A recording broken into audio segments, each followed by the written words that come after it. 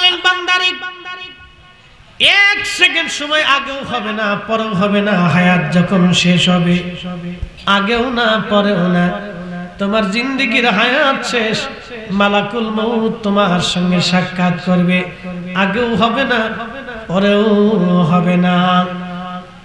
হযরত সুলাইমান আলাইহিস সালাতু ওয়াস সালামের বিরাট বড় রাজ দরবার ছিল, বর্তমান যেটা ফিলিস্তিনের বাইতুল আকসা। এই বাইতুল আকসা মসজিদ সর্বপ্রথম যিনি নির্মাণ করেছিলেন তিনি হযরত ইয়াকুব আলাইহিস সালাম, হযরত ইব্রাহিম আলাইহিস সালামের নাতি। ইয়াকুব আলাইহিস সালাম সর্বপ্রথম বাইতুল আকসা নির্মাণ করেছিলেন। এরপরে দ্বিতীয়বার যেটা সংস্করণ এবং সুন্দর বিল্ডিং দিয়া, আলিশান পাথর দিয়ে, দামি দামি পাথর, আল্লাহু আকবার। এবার ওই যে আল্লামা ইসমাইল হাক্কি তাফসীর রুহুল বায়ানের মধ্যে লেখেন, হযরতে সুলাইমান নবীজি মসজিদ বানাইছিলেন পৃথিবীর দামি দামি মুক্তা এবং পাথর দিয়ে।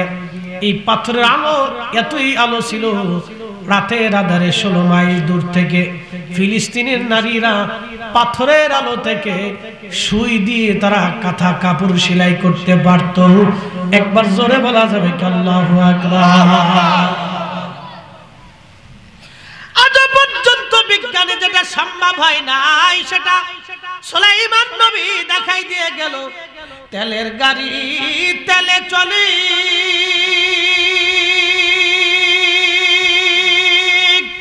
হাওয়ার গাড়ি হাওয়ায় উড়ে, বিনা তেলে চালায় গাড়ি নবী সুলাইমান। আমরা সেই মুসলমান, আমরা সেই মুসলমান। কথা বলেন ঠিক কিনা? হযরত সুলাইমান আলাইহিস সালাতু ওয়াস সালাম রাজপ্রাসাদের মধ্যে বসে আছেন তিনি। তখন এক যুবক বসে আছে রাজ দরবারে। আজরাইল মালাকুল মউত সুলাইমান আলাইহিস সালামের দরবারে মাঝে মধ্যে আসা যাওয়া করত। আল্লামা ইমাম আহমদ ইবনে হাম্বল কিতাবুজ জুহুদের মধ্যে তিনি লিখতেছেন, ওই যুবক বসে রয়েছে। এমন সময় হযরত সুলাইমান আলাইহিস সালাতু ওয়াস সালাম দেখে আজরাইল ওই যুবকের দিকে তীক্ষ্ণ নজরে তাকায় রইছে। আজরাইল একেবারে তীক্ষ্ণ নজর, দীর্ঘ সময় তীক্ষ্ণ নজরে তাকানোর পরে আজরাইল চলে গেলেন।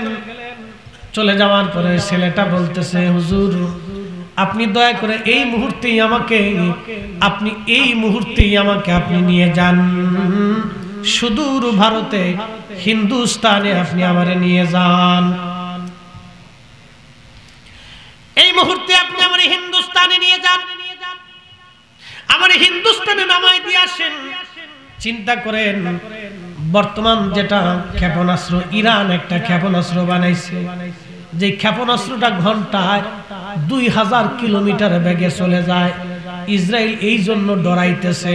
দেখেন 4-5টা মারার পরে ইসরায়েল আর মারতে সাহস পায় নাই, ইসরায়েলও ডরাই ফেলছে, আর আমেরিকাও একটু ভয় ভয় পাইছে। আর সৌদির রাজা বাচ্চা, মধ্যপ্রাচ্যের জর্দানের রাজা, আর আরব আমিরাতের রাজা, তারা ইসরায়েলের পক্ষ নিয়েছে তলে তলে। এই সবকটাই মুসলমানের জাতীয় বেঈমান। ওদের দেশের মৌলবীরা আমরার দেশে আইসা তারাবির নামাজ 8 রাকাত মানানোর জন্য উঠে পড়ে লাগছে।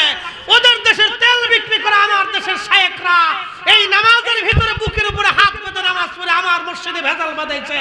ওদের দেশের মৌলবীরা এই দেশে আসিয়া আমার দোয়া বন্ধ করে দিচ্ছে, মিলাদুন নবীর শিরিক বলতেছে, আমার এই কোরআন খতম বন্ধ করে দিয়েছে, ইসালে সব বন্ধ করে দিতে চাচ্ছে, আল্লাহর ওলিদের দরবারে যাকে শিরিকের ফতোয়া দিচ্ছে। শাহজালালের জমিন, শাহপরানের জমিন, শাহ মাকদুমের জমিন, বড় আউলিয়ার জমিন, 360 আউলিয়ার জমিনে এই নজদিবাদের ঠাই হবে না, ঠাই হবে না। হাত উঁচা করে বলেন ঠিক না বেঠিক?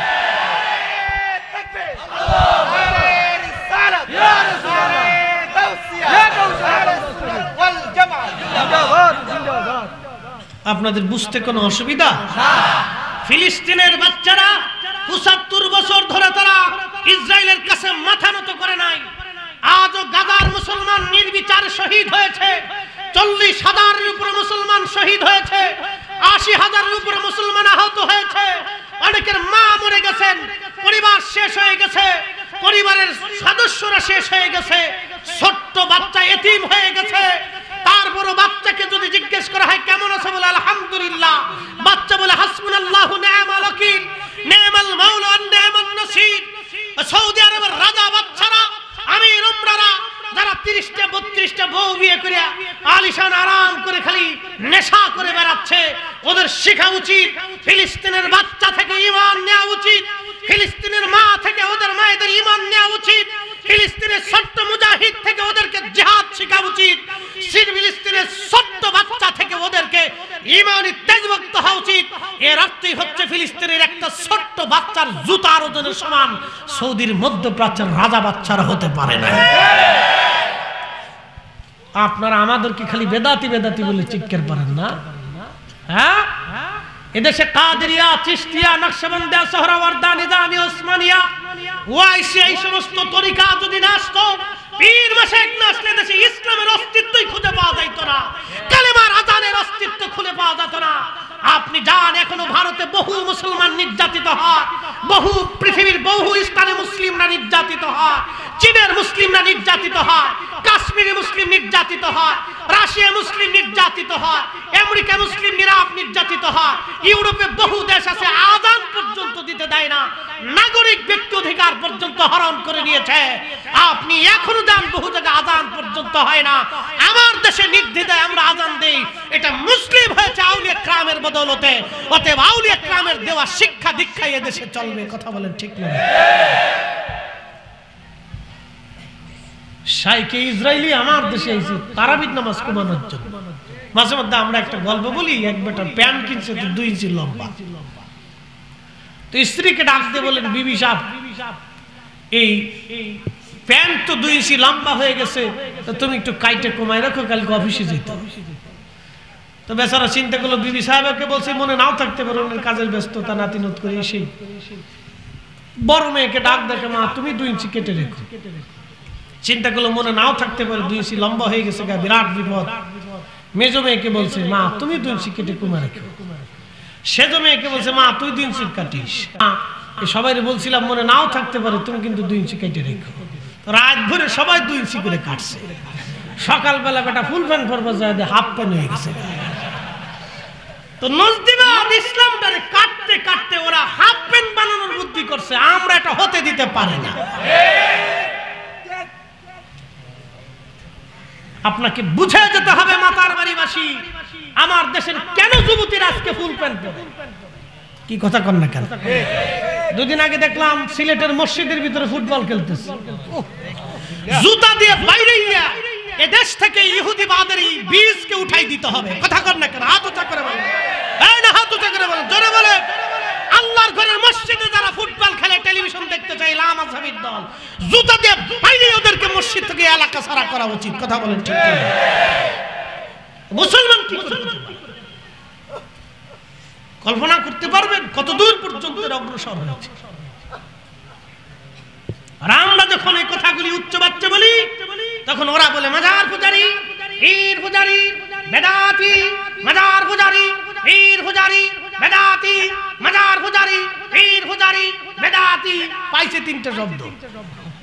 কি কথা কন না কেন? 3টে শব্দ বলছে, মাজার পূজারি, পীর পূজারি, বেদাতি। আরে বেটা, এদেশে কাদেরিয়া, চিশতিয়া, নাকশবন্দিয়া, মুজাদ্দিদিয়া, সোহরাওয়ার্দিয়া, ওসমানিয়া, নিজামিয়া, সিলসিলা, তরিকা, পীর মাশায়েখ এরা যদি না থাকতো, ইসলাম কি এদেশের জমিনের মানুষ চিন্তাই করতে পারতো না। অতএব আউলিয়া কেরামের দেওয়া দীক্ষা ইসলামের দেশে চলবে, ঠিক কিনা?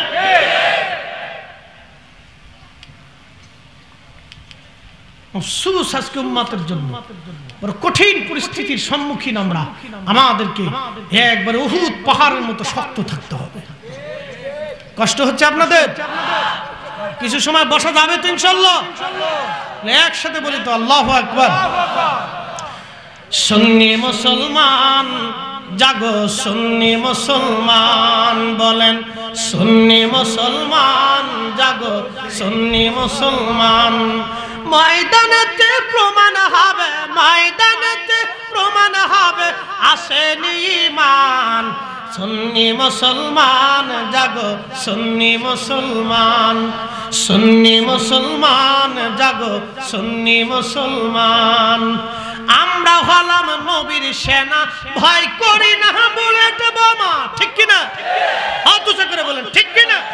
দু হাত উঁচু করে বলেন ঠিক কিনা? আমরা হলাম নবীর সেনা, ভয় করি না বুলেট বোমা। ইতিহাসে লেখা আছে কারবালার প্রমাণ। সুন্নি মুসলমান বলো, সুন্নি মুসলমান জাগো, সুন্নি মুসলমান জাগো, সুন্নি মুসলমান।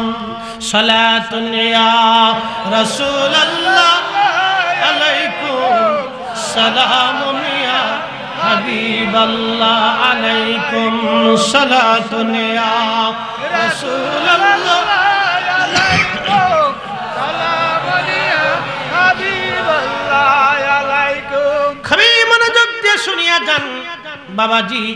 প্রথম নম্বরে আল্লাহ হায়াত, এক সেকেন্ড আগেও না, এক সেকেন্ড পরেও না। হযরতি ওই সুলাইমান আলাইহিস সালামের কাছে যুবক ডাক দিয়ে বলতেছে, হুজুর এই সময় দ্রুত গতিতে আমাকে হিন্দুস্তানে আপনি নিয়ে যান, হিন্দের জমিনে নিয়ে যান।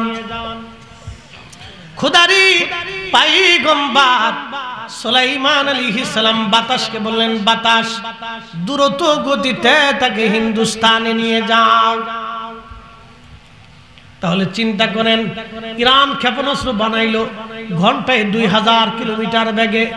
তার অর্থ হলো ইরান যদি বাংলাদেশ থেকে একটা ক্ষেপণাস্ত্র মারে, সৌদি আরব 6000 কিলোমিটার। এই ক্ষেপণাস্ত্রটা সৌদি আরব পৌঁছাইতে বেশি সময়ের দরকার হবে না, বেশি সময়ের প্রয়োজন হবে না। আর একটা ক্ষেপণাস্ত্র ইরান বানাইলো, সেই ক্ষেপণাস্ত্র এই শব্দের 5 গুণ গতিতে বেশি চলে। এটার নাম হাইপারসনিক ক্ষেপণাস্ত্র।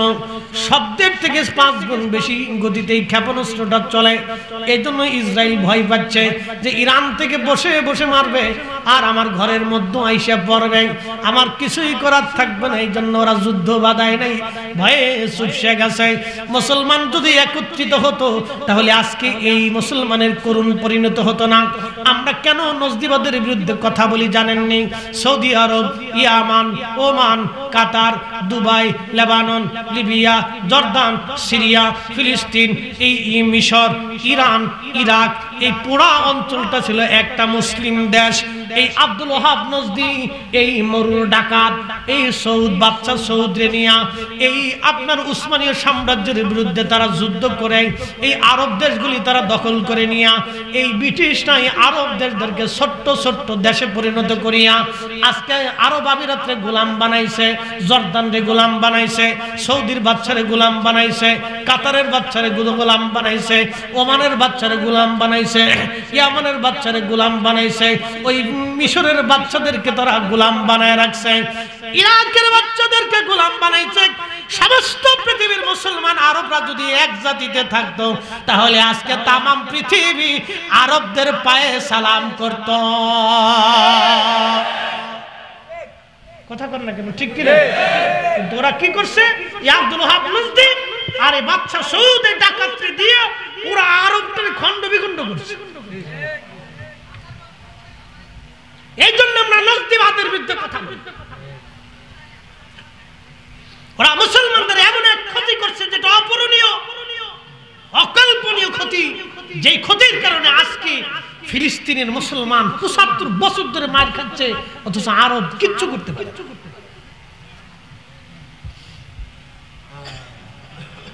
আর ওরা আসছে আমার দেশে ইমান শিখানোর জন্য। কি আশ্চর্য!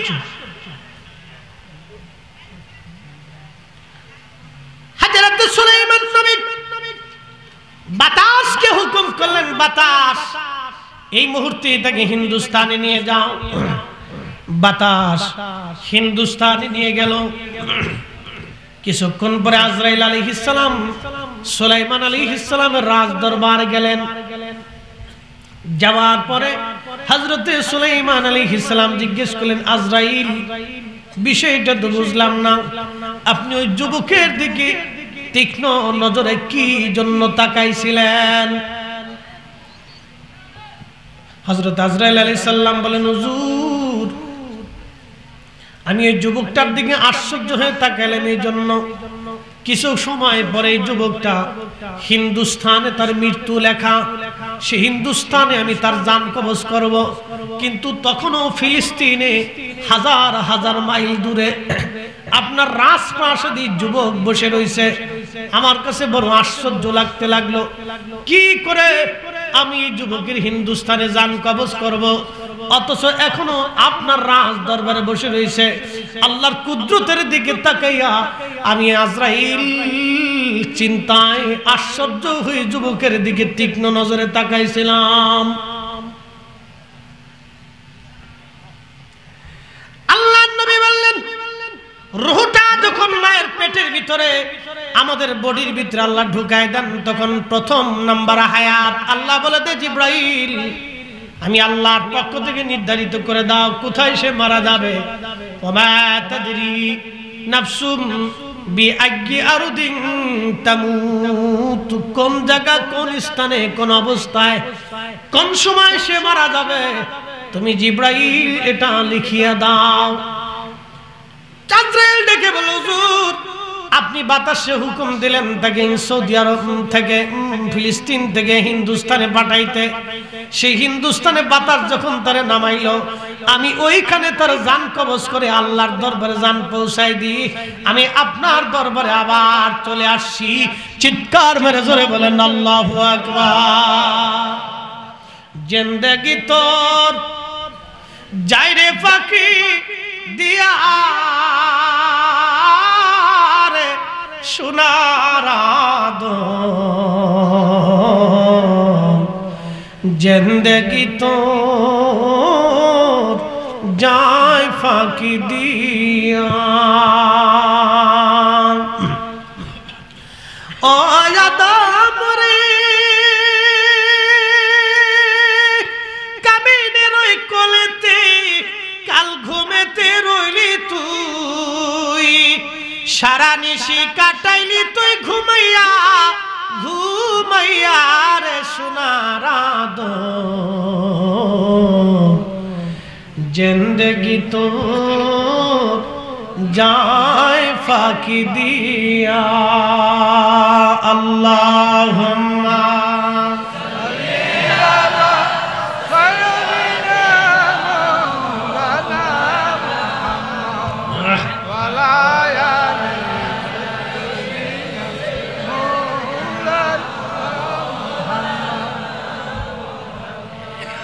প্রথম নাম্বার হায়াত মৃত্যু আল্লাহ রাব্বুল আলামিন লিখে দেন।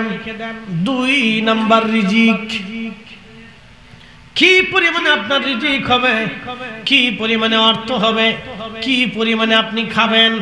বাংলাদেশে দেখবেন হাজার হাজার কোটি কোটি টাকার মালিক যারা আমাদের রাষ্ট্রীয় সম্পদ চুরি করে নিয়ে সুইস ব্যাংকে পাঠায় দেয়, বেগম পাড়া বাড়ি বানায়, ওদের নসিবে খাওন জুটে না। ওরা বোতল সার মুড়ি, দুই ডোক বাইরা, ছেলেও বোতল সার মুড়িদ, মাইয়াও বোতল সার মুড়িদ, বউ বোতল সার মুড়িদ, ও নিজেও বোতল সার মুড়িদ। বউ চলে যায় আরেক বেটার সাথে নাচতে, মাইয়া চলে যায় আরেক বেটা যুবকের সাথে নাচতে, পোলা চলে যায় আরেক বেডির সাথে নাচতে, নিজে চলে যায় আরেক বেডির সাথে নাচতে। চরিত্রের কোনো আগাগোড়া মাথা ছাতা নাই, দেখবেন কপালে কোনো শান্তি নাই, শান্তির মা মরে গেছে, কারণ এটা গরিব মানুষের টাকা।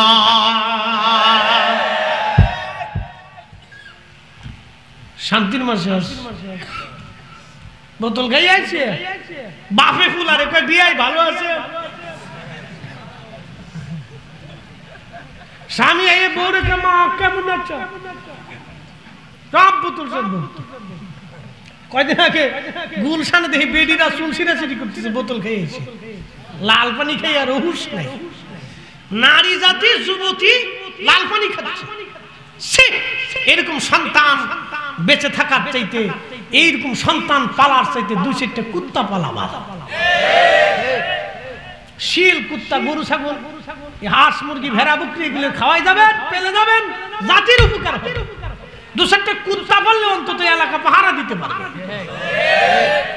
কিছু না হলো দেশের মানুষের মোরগ মুরগি তো হাঁস শিয়াল থেকে বাঁচতে পারে। কি কথা খারাপ কিছু ভাই? আহা, বড় আফসোস এই উম্মতের জন্য। প্রত্যেক অপরাধের শাস্তি দুনিয়ার থেকে পাইতে যদি তওবা না করে। কথা কন না কেন, ঠিক কিনা? কষ্ট হচ্ছে আপনাদের? চলবে সারা রাত্র আসেন তো? কিরে নূর আসতনি নাতি পোলাবি আগে থাকো। মাশাআল্লাহ। প্রিয় মুসলমান, খুবই মনোযোগ দিয়ে শুনে যান। 2 নাম্বার হলো রিজিক। আল্লাহর কোরআন বলল আতারজুকু মান তাশাউ বিগাইরি হিসাব।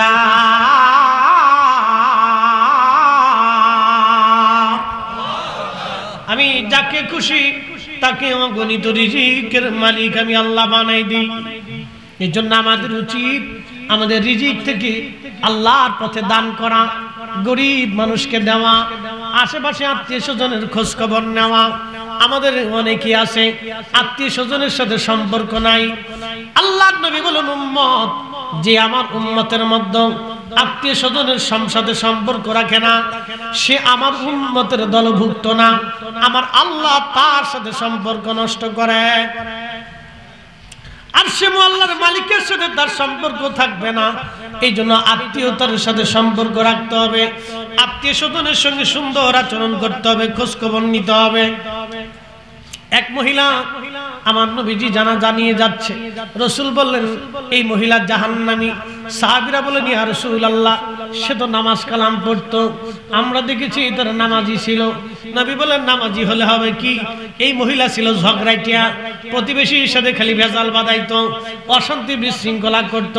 আমাদের দেশে দেখবেন কিছু বেডি মানুষ আছে, হাঁস নিয়া, মুরগি নিয়া, চামচ নিয়া, ডিম নিয়া, প্রতিবেশীর পানি নিয়া, ওই বাচ্চা কাচ্চা নিয়া প্রতিবেশীর সঙ্গে নিয়মিত ঝগড়া বাসাদ বাঁধায়, শ্বশুর শাশুড়ির সাথে ঝগড়া বাসাদ বাঁধায়, শ্বশুর শাশুড়ি খাবার দিতে চায় না।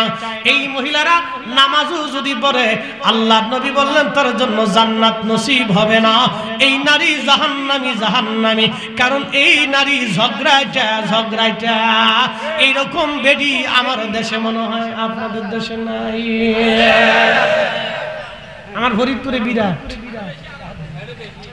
হ্যাঁ, আবার কিছু দেখবেন বেডি পান খায়, সরু গ্রাম বেড়ে ঘুরে বেড়ায়, এই ফরা যায়, ওই ফরা যায়, এই ফরা যায়, এই ফরা যায়, এই বাজ যায়, সেই বাজ যায়।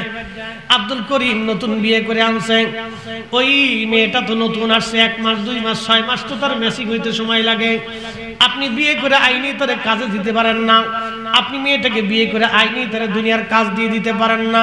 আপনার ফ্যামিলিতে সেই মেয়েটা মেসিং হতে হবে, আপনার ফ্যামিলির সাথে অ্যাডজাস্ট হতে হবে, তাকে অন্তত 6 মাস পর্যন্ত সময় দিতে হবে। তো এই বেটার বউ আব্দুল করিম বিয়ে করে আনছে, বেটার বউ অসুস্থ ঘরের মধ্যে শুয়ে রয়েছে। করিমের মা অত্যন্ত ভালো মানুষ, তিনি রান্না বান্না করতেছে। ওই পান খাওয়া বেডি, আমাদের ফরিদপুরের ভাষায় কয় কুটনা বেডি। আপনার দেশে কি কয়? কুটনা বুড়ি। এই কুটনা বুড়ি চারপাশ দিয়ে ঘুরে ঘুরে পান খাইতে খাইতে এই আব্দুল করিমের বাড়িতে ঢুকে করিম মা কি করো? রান্না বান্না করতেছি। করিম না 1 মাস আগে বিয়ে করছে, বৌমা একটু অসুস্থ শুয়ে রয়েছে, আমি তারে বিশ্রামে রাখছি। আমি বলছি মা তুমি ঘুমাও, আমি রান্না বান্না করি। ওই কুটনা বেডি কয় করিমের বিয়ে করে আনছো, তুমি কি রান্না করেন না কেন? দেখছেন, মার চাইতে মাসির দরদ বেশি। কি কথা কর না কেন? করিমের মারে একটু ফিন মেরে দিস না, বেডি মানুষ একটু ফিনে কাবু হয়ে যায় বেশি। মনে রাখেন, মহিলারা একটু ফিনে কাজ হয়ে যায়। খালি যদি কানে কানে যায়, এখন যে ভাবি ওই বাইরে দেখছিলাম ওই মহেশখালী এক বেডির লোকে গল্প করতে, তাই যুদ্ধ লেগে গেছে। কি কথা কর না কেন? এক বেডি আমার ওয়াইফের মোবাইলে কেমনে কেমনে নাম্বার পাইয়া ফোন দিয়ে ঢুকাই দিয়ে কয় এই আমি হুজুরে লে, আমি হুজুরে জানেননি। বলে কি কে আপনি? কয় আমি হুজুরের বউ, ফরিদি সাহেবের বউ। আমার ওয়াইফের ফোন দিয়ে কয় আমি ফরিদ সাহেব বলে বউ কোথার থেকে কয় হ্যাঁ সে বিয়ে করছে কালকে আমরা একসাথে রয়েছি হাই বউ তো আমার ওয়াইফ আমার নম্বরে ফোন দিয়ে কাঁদতেছে তাই আমাকে কান্দো কি তুফান ঘুম সকাল ফজরের নামাজ পড়ে আমরা ঘুমাই সকাল 9টার সময় ফোন দিচ্ছি কিন্তু আমার ঘুম হলো তখন আন্তর্জাতিক ঘুমের মধ্যে আছে সারা রাত ওয়াজ করছি 2-3টে করে মাহফিল ঘুমের তালে রয়েছেন ঘুমের ওড়াই এখন কান্দে কান্দো কি লিখে বলে তুমি কই আছো আমি কিন্তু আমি তো শুয়ে রয়েছি ঘুমে তুমি বলে বিয়ে করছো হাই সর্বনাশ আরে সর্বনাশ আমি ওয়াজ করার টাইম পাই না বিয়ে করবো কোন সময় সারা দেশ ঘুরে দৌড়াইয়া না ঘুমাইয়া গাড়ি মেরে দিয়ে ঘুমানোর টাইম পাই না তো বিয়ে কোন সময় করবো বিয়ে করার লাগে তো সময়ের দরকার কি কথা কর না নতুন বড় হইতে একটু ঘোরাফেরা করতে হবে শ্বশুর বাড়ি যাইতে হবে এসে একটু আত্মীয় স্বজন দাওয়াত করতে হবে সময়ের তো দরকার এই সময়টা তো আমার তো ভাগ্যে সেই সময় রুহুল আমিন সিদ্দিকী সাহেব আমার বন্ধু মানুষ উনি আমার পাশে ঘুমাইতেছে আল্লাহর কি অপরিসীম দয়া দুইজন এক লগে ঘুমাইতেছি পরে শেষে বললাম যে দেখো তাহলে আমি কোন বউলে শুয়ে রয়েছি তোমার একটু জানার দরকার হেতারে ধাক্কা উঠে এই কাঁচা ঘুমতে উঠে লিখা আমাকে শোন দোস্ত মহা বিপদে পড়ছি আজকে কোন শয়তানে কি বিপদে ফেলাইছে আমার আজকে তুই তাড়াতাড়ি বাসা তুই একটা মিনিট ফোনে ধরে কথা কে কর যে ভাবি তোমার দামানরে লইয়া আমি নিজে শুয়ে রয়েছি পরে সেই ঠান্ডা পরে বাজ্যা তারে বুঝাইছি শোনো এগুলো অনেক দুষ্ট নারী আছে দুষ্ট লোক আছে যারা শান্তির ভিতরে অশান্তি বাঁধানোর চেষ্টা করে কি কথা কর না ঠিক কি না ক্লিক বাজাচ্ছে তো হঠাৎ মাথা গরম করবো না নারী মানুষ নারী জাতি সাধারণত হঠাৎই এই তারা হাই হতাশ হয়ে যায় এর পিছনে কারণ আছে কারণটা আমি আপনাদেরকে আজকে শোনাই যাই বলবো নারীরা হঠাৎ করে হাই হতাশ হয়ে যায় ওরে মারে আমার হুলাডারে আল্লাহ দেখলো রে হাসের বাড়িটারে দেখলো না দেখছেন কান্দে কেন হ্যাঁ তার নিজেরটার কান্দা কান্দে তো ফাঁসের বাড়িটার দিকে তোর নজর গেল কে এই হলো নারী জাতি বুঝতে পারছেন তো বিরাট বড় বিপদ এই বিপদ কোথা থেকে শুরু হয়েছে আজকে শোনাই দিয়ে হযরত আদম সফিউল্লাহ আলাইহিস সালাতু ওয়াস সালামের দুইটা সন্তান একটা সন্তানের নাম হাবিল আর একটা সন্তানের নাম কাবিল আকলিমা নামক এক সুন্দরী বেডি নিয়া সর্বপ্রথম এই দুইজন মারামারি করে একজন আরেকজনকে মার্ডার করলো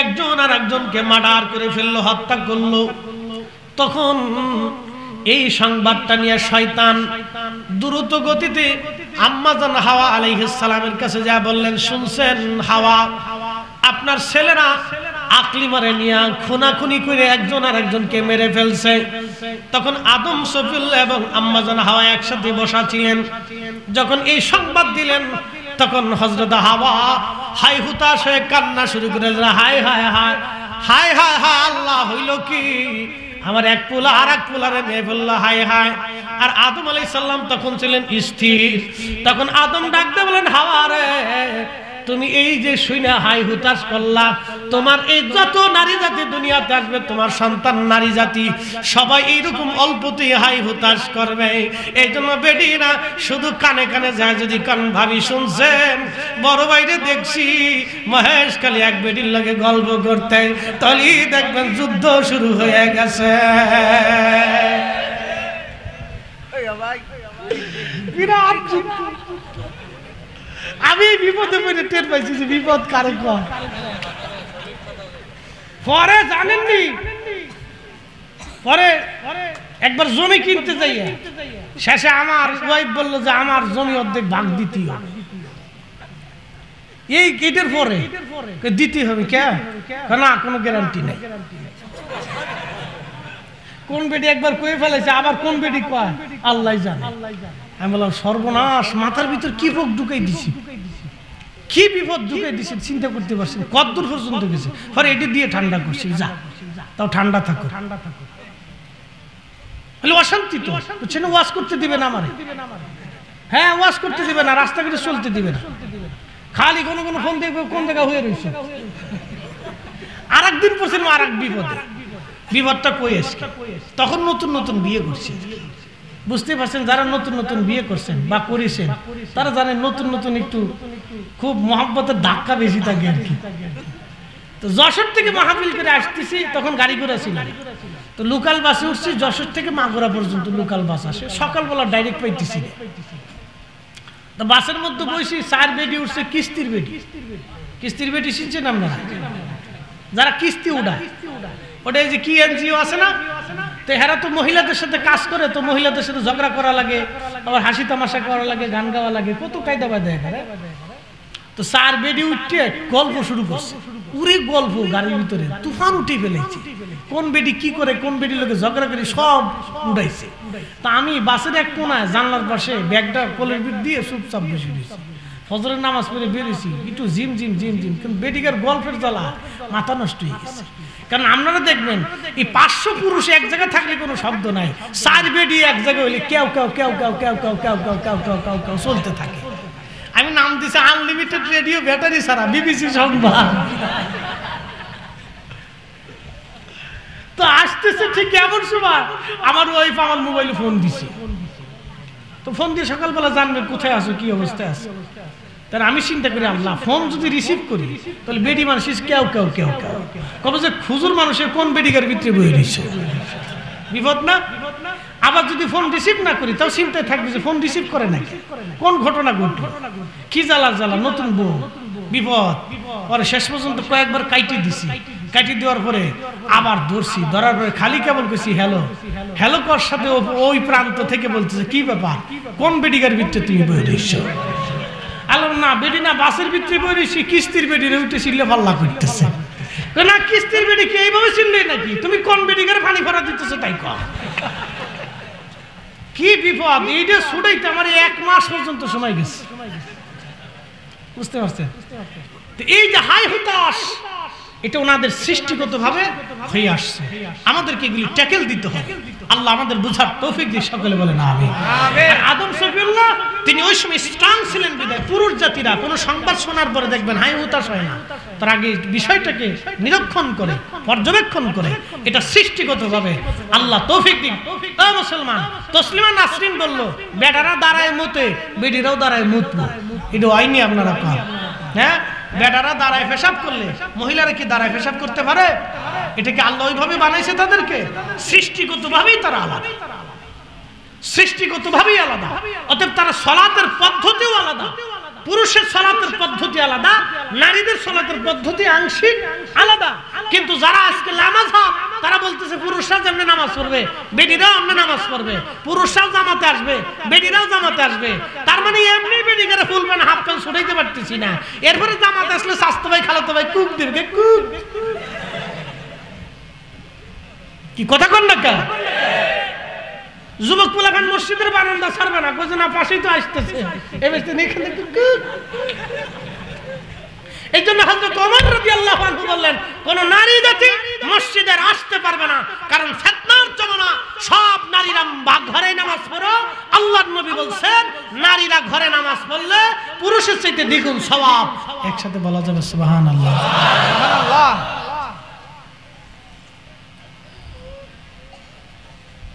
অনেক কিছু শিখে গেলেন, আজকে বুঝার দরকার আছে। প্রিয়মতার বাড়িবাসী, 2 নাম্বার রিজিক, 3 নাম্বার ইজ্জত। আল্লাহ যারে ইজ্জত দেন, তারে সম্মান দেন, তার সম্মান কেউ চিনাইতে পারে না, ঠিক কি না? 3 নাম্বার ইজ্জত। রব্বুল আলামিন ইজ্জত দিলেন।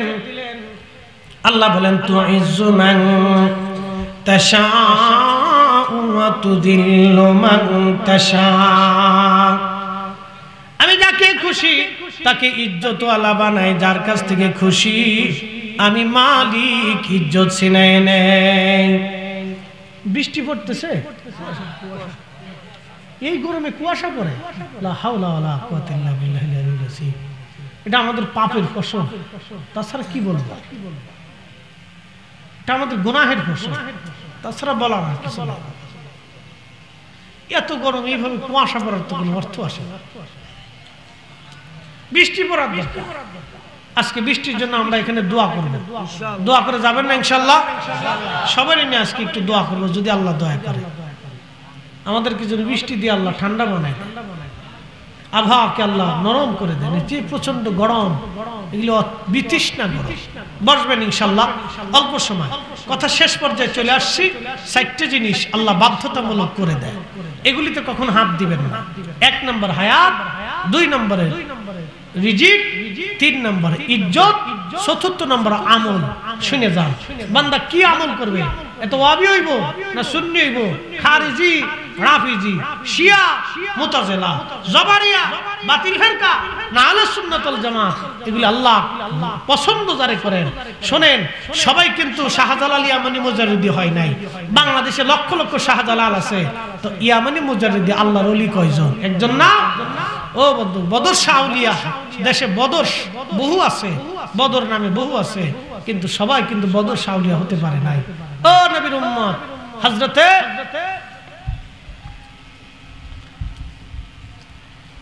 খান জাহান আলী কিন্তু সবাই হয় নাই, বহু খান জাহান আলী আছে, কিন্তু খান জাহান আলী কিন্তু সবাই হতে পারে নাই।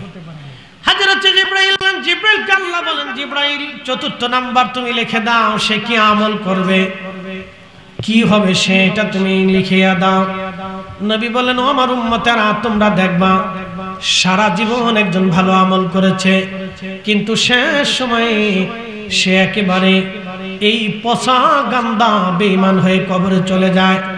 দেখবেন বহু যুবক আছে, বহু মুসলমান আছে, সারা জীবন আসল পদ্ধতিতে নামাজ পড়লো, কিন্তু এখন বুড়া কালে আইসে সে লামাযহাব হয়ে গেছে, বুড়া কালে আইসে সে নজদি হয়ে গেছে। কি কথা কর না কেন? সারা জীবন ভালো করছে, বুড়া কালে এসে নজদি হয়ে গেছে, লামাযহাব হয়ে গেছে। ছি, বদ আকীদা হয়ে গেছে। বন্ধু আমার, খুব মনোযোগ দিয়ে, আবার অনেকে আছে সারা জীবন খারাপ কাজ করার পরে শেষ সময় সে তওবা করে এমন ভাবে আল্লাহওয়ালা হয়ে গেল, সে আল্লাহর দরবারে ক্ষমা নিয়ে তারপরে কবরে চলে যায়। যেমন বিশ্ববিখ্যাত আল্লাহর ওলি ছিলেন হযরতে বিশর হাফি রাহমাতুল্লাহ আলাইহি, সারা জীবন মদ পান করলেন, শেষ সময় তিনি আল্লাহর ওলি হয়ে কবরে গেলেন। বিশ্ববিখ্যাত আল্লাহর ওলি মালিক ইবনে দিনার রাহমাতুল্লাহ আলাইহি সারা জীবন মদ পাইছিলেন, শেষ সময় আল্লাহর ওলি হয়ে গেলেন। মালিক ইবনে দিনারের জীবনের ঘটনাটা বলে আপনাদেরকে নিয়ে দোয়া করব, খুব মনোযোগ দেন।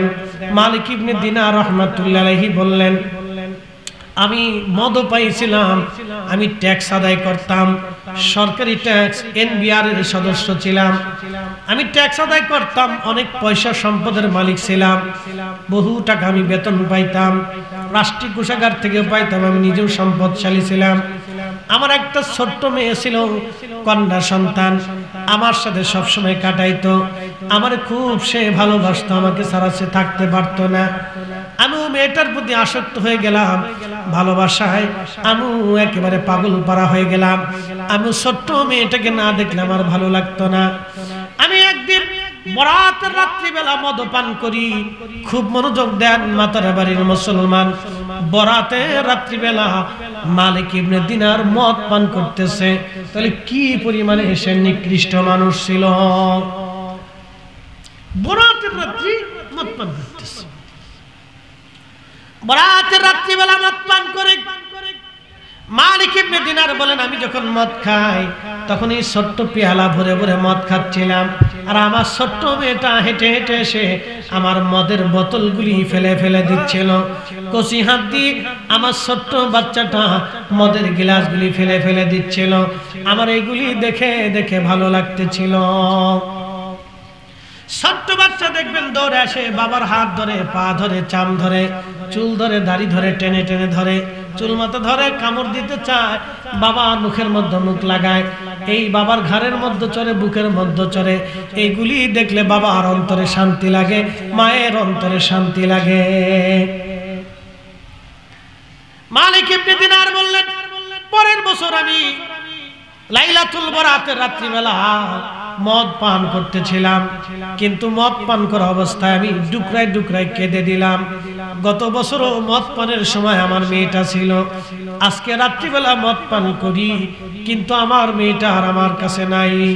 2-3 মাস আগে মাত্র আমার মেয়েটা ইন্তেকাল করেছে, আমার মেয়েটা মারা গেছে। অনেক দুঃখ নিয়ে মদ পান করে আমি ঘুমিয়ে পড়লাম। ঘুমিয়ে পড়ার পরে আমি স্বপ্ন দেখি কিয়ামতের মাঠ কায়েম হয়ে গেছে, বিরাট বড় মাঠ।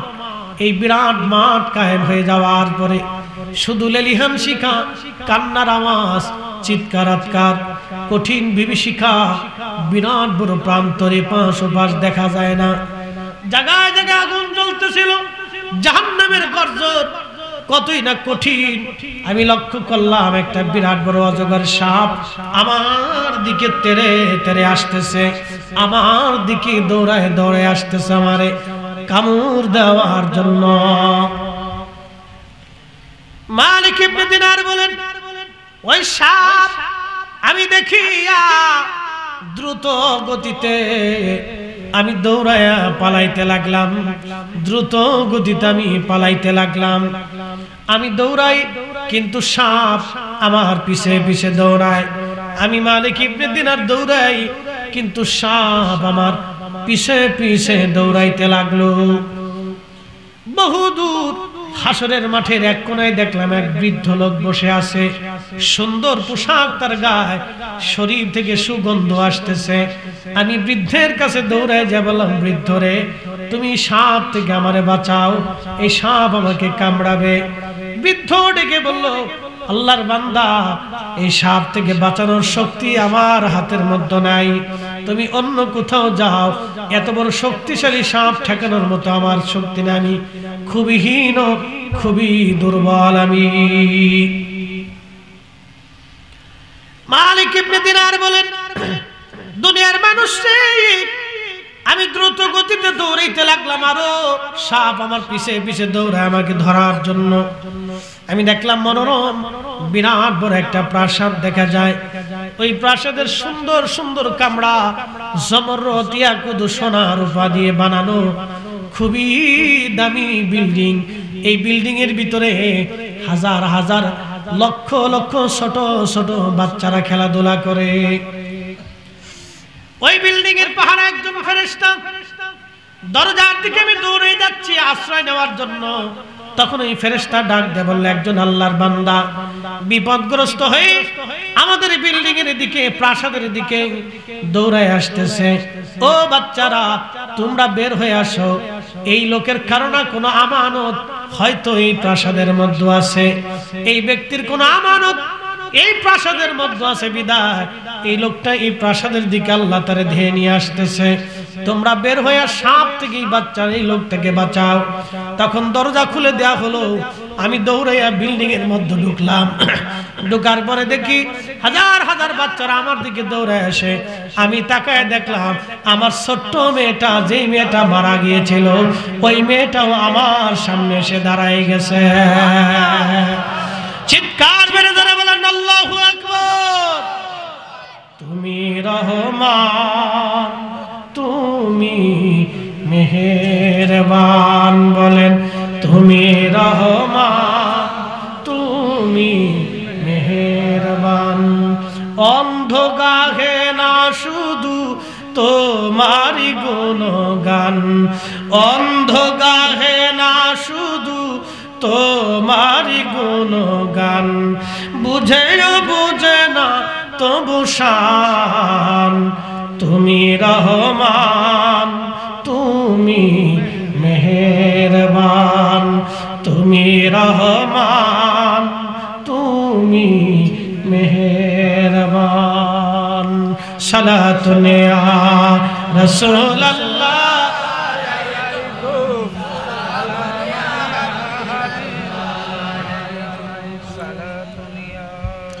হযরত মালিক ইবনে দিনার বলেন,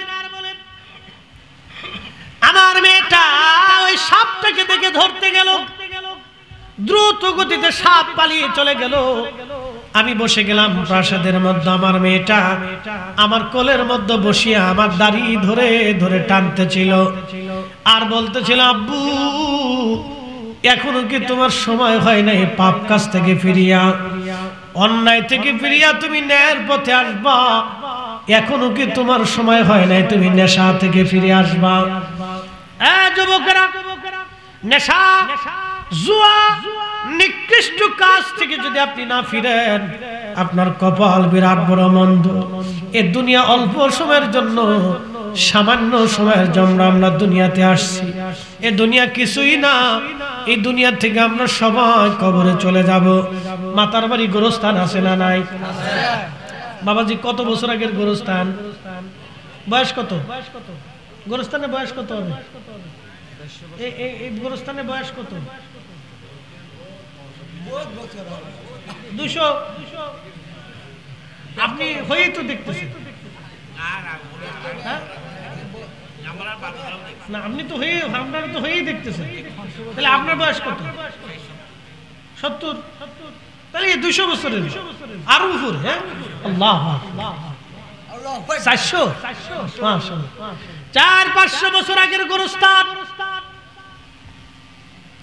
যুবকদেরকে বলি, নেশা দ্রব্য যারা করেন, জুয়া যারা খেলেন, খারাপ কাজ যারা করেন, তারা শুনে নেন। এই 500 বছর আগে এই গোরস্থানের মধ্যে যারা সমাহিত করা হলো, আজকে তার অস্তিত্ব কবরের ঠিকানা পর্যন্ত দুনিয়াতে নাই। কবরের ঠিকানা পর্যন্ত হারিয়ে গেছে। 500 বছর আগে যারা কবর দিল, তার কবরের ঠিকানা নাই। কবরের পাশে দাঁড়ানোর কোন মানুষ আর তার নাই। ঠিক 100 বছর পরে আমাদের কবরের ঠিকানা হারায় যাবে। দুনিয়া অল্প সময়ের জন্য। মালিক ইবনে দিনার রাহমাতুল্লাহ আলাইহি ছোট্ট মেয়েটা ডেকে ডেকে বলে, আব্বা তোমার কি এখনো সময় হয় নাই? তুমি পাপ কাজ থেকে ফিরে আসবা। বাবা এখনো কি সময় হয় নাই? তুমি নামাজে আসবা। আব্বু এখনো কি সময় হয় নাই? তুমি রোজায় আসবা। আব্বু এখনো কি সময় হয় নাই? তুমি তওবা করে আল্লাহর দিকে ফিরে আসবা। মালিক ইবনে দিনার বললেন, ছোট্ট আমার মেয়েটাকে জিজ্ঞেস করলাম, মা রে ওই সাপ, কিসের সাপ আমাকে তাড়া করতেছিল মা? তখন আমার মেয়েটা বলল, আব্বু ওই সাপটা হলো তোমার বদ আমল। সারা জীবন যে তুমি অন্যায় করছো, মদ পান করেছো, অন্যায় করেছো, অপরাধ করেছো, বদ আমল করেছো, নেশা করেছো। আব্বু এই বদ আমল হলো তোমার এই স্বর্গ। এই সাপ তোমাকে আজকে আল্লাহ রাব্বুল আলামিন এই সাপ দিয়ে তোমার আযাব দিত। মালিক ইবনে দিনার বললেন, মা রে ওই যে বৃদ্ধ লোকটার কাছে আমি সাহায্য চাইতে গেলাম, সুদর্শন সুন্দর পোশাক পরা, সুগন্ধ, এই বৃদ্ধ লোকটা কে রে মা? বলতেছে, আব্বু এই বৃদ্ধ লোকটা হলো তোমার নেক আমল। তুমি তার দুর্বল করে রাখছো। তোমার আমল নাই, নামাজ নাই, রোজা নাই, আমলটাকে তুমি দুর্বল করে রাখছো বাবা। সেই জন্যই বৃদ্ধটা, আল্লাহ তোমার এই আমলটাকে বৃদ্ধের পরিণত করিয়া তোমার আজ দেখাই দিল। এই বৃদ্ধটা তোমার সাহায্য করতে পারে নাই। আব্বু আমল যদি ভালো হইতো তাহলে এই সাপ তোমারে আক্রমণ করতে পারতো না, বৃদ্ধ তোমাকে ঠেকাই দিত। ডাক দিয়ে বলল, মা এই জান্নাতের প্রাসাদ, তোমরা সবাই এখানে হাজার হাজার লক্ষ লক্ষ বাচ্চা, এরা কারা? বলতেছে, আব্বু এই বাচ্চাগুলি মার কোল খালি করে, বাবার কোল খালি করে যারা ছোট্টকালে মারা যায়, আমার আল্লাহ এই বাচ্চাদেরকে জান্নাতের ভিতরে লালন পালন করতে থাকে। চিৎকার মেরে জোরে বলেন আল্লাহু আকবার। এই বাচ্চারা বাবা মার সুপারিশকারী হয়, জান্নাতের কারণ হয়। বাবা বলে, মারে তুমি সাপকে ধরতে গেলে সাপ পলায় চলে গেল, তুমি আমার নিরাপত্তা দিলা মা, বিষয়টা বুঝলাম না। বলে, আব্বা জান আমি আপনার কন্যা সন্তান, ছোট্টকালে আমি মারা গেছি বিধায় আমার কোনো পাপ নাই, আমার কোনো গুনাহ নাই। আমরা ছোট্ট যারা দুনিয়া থেকে কবরে চলে আসি, এই বাচ্চাগুলি বাবা মার জন্য সুপারিশ করনেওয়ালা হয়ে যায়। যেই বাবা মা বাচ্চা মারা যাওয়ার পরে ধৈর্য ধারণ করে, এই বাচ্চাগুলি কিয়ামতের ময়দানে তার জন্য সুপারিশ করনেওয়ালা হয়ে যায়। আব্বা জান সেই জন্য আজকে তোমার উপকার করতে পারলাম, তোমার আজকে সর্ব থেকে বাঁচাইলাম, আজকে তোমার আমি জান্নাতের আমাদের ঘরের ভিতরে তোমাকে বসাইলাম। আব্বা গো, তুমি খারাপ কাজ থেকে ফিরে আসো, আর খারাপ কাজ করিও না। মালিক ইবনে দিনার রাহমাতুল্লাহি আলাইহি বলতেছে, দুনিয়ার মানুষ, আমার ঘুম ভেঙে গেল, স্বপ্ন ভেঙে গেল। ঘুম থেকে উঠার পরে আমি গোসল করিয়া আমি পাক সাফ হইয়া তওবা করলাম, সিজদায় পড়ে আল্লাহরে ডাক দিয়ে বললাম, মালিক, আমি মালিক ইবনে দিনার আর দুনিয়াতে কোনোদিন খারাপ কাজ করব না। আমার কোটি কোটি টাকার সম্পদ আল্লাহ রাস্তায় পরের দিন সকালবেলা আমি দান করে দিলাম। আমি নিঃস্ব হয়ে গেলাম, গরিব হইয়া আমি মালিক ইবনে দিনার আল্লাহ পাওয়ার জন্য দিনহীন হইয়া জাহিদ হইয়া দুনিয়া বিরাগী হইয়া রাস্তায় বের হয়ে গেলাম। আল্লাহরে পাওয়ার জন্য দুনিয়ার এমন কোন আলেম নাই যে আলেম মালিক ইবনে দিনারের প্রশংসা না করেছেন। দুনিয়ার এমন কোন আলেম নাই মালিক ইবনে দিনারের জন্য কিতাব না লিখেছেন, প্রশংসা না করেছেন। এত বড় দুনিয়ার ওলি হয়ে গেলেন, এত বড় জাহিদ হয়ে গেলেন মালিক ইবনে দিনার।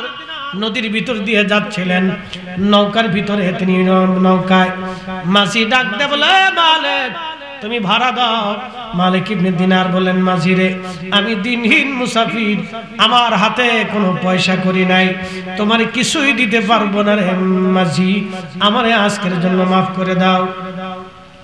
মাঝি নাসরবান্দা ডাক দেখে, না বেটা, ভাড়া না দিলে তোরে ঘাড় ধাক্কা দিয়ে আজকে নৌকার ভিতর থেকে নদীর মধ্যে ফেলে দেব।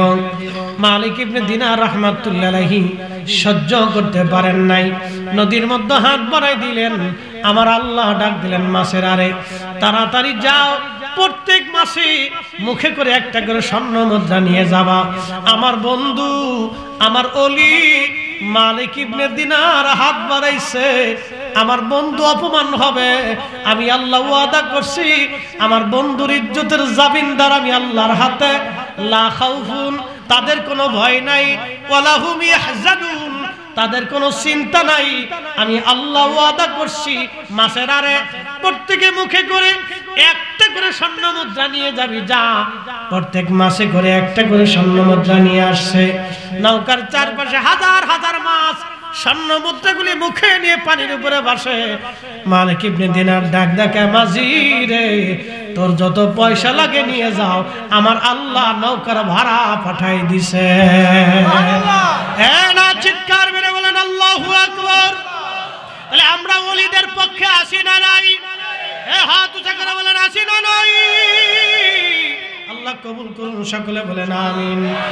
ওলি আল্লাহর বাংলাদেশ, শহীদ গাজীর বাংলাদেশ, রহম করো আল্লাহ, রহম করো আল্লাহ। এ শাহজালালের বাংলাদেশ, শাহ মখদুমের বাংলাদেশ, রহম করো আল্লাহ, রহম করো আল্লাহ। এসেছেন যত নবী সকলের ইমাম, সালাম নবী তোমায় হাজারো সালাম ইয়া নবী।